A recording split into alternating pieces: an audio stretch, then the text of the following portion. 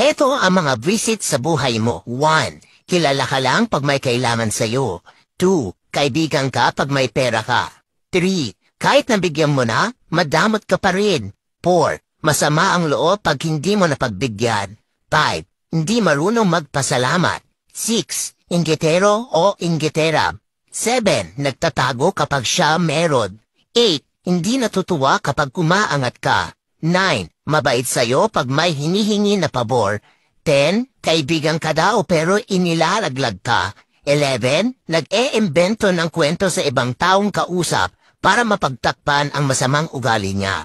Kaya lagi mong tatandaan na ang pagiging mabuting tao ay hindi basehan sa kung ano ang natapos mo o anong relihiyon mo. Nakikita ito kung papaano mo itrato ang iyong kapwa-tao. Pero minsan kailangan mo magbago dahil hindi lahat ng tao na sa paligid mo deserve ang kabutihan mo.